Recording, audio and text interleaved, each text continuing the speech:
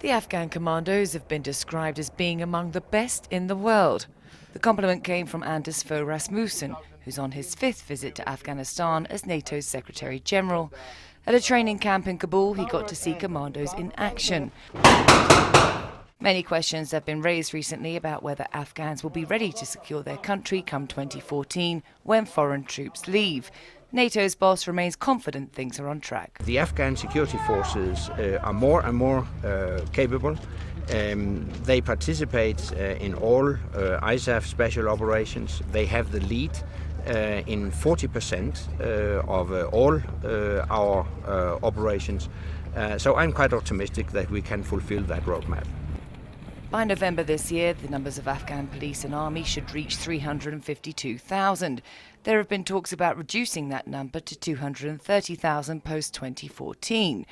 NATO's Secretary-General says no decision has been made yet, but they're considering what would be the long-term sustainable size for the force.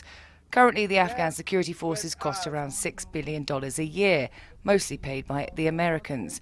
The US wants to significantly reduce that figure. Anders Fogh Rasmussen believes the Afghan security forces will get the funding they need. The whole international community has already committed itself to financing the Afghan security forces, also beyond 2014, when the Afghans have taken full responsibility for security.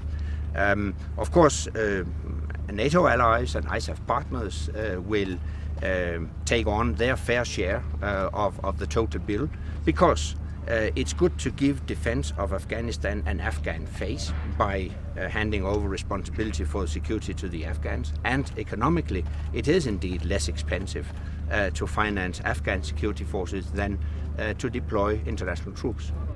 On display here, new weapons, night vision goggles, mortars and rocket-propelled grenade launchers.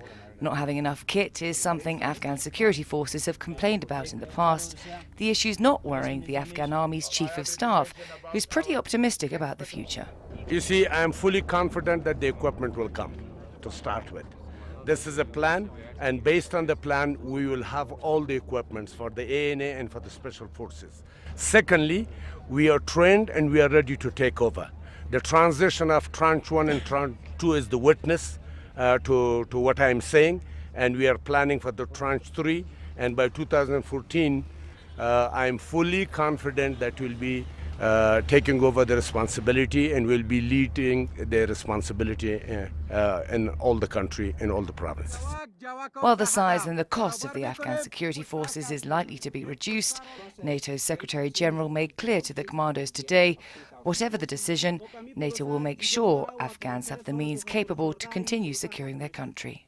I am ready, and my soldier is ready. Our Afghan people is ready. We can handle that. That's nothing. Just like couple insurgents, they're fighting against us.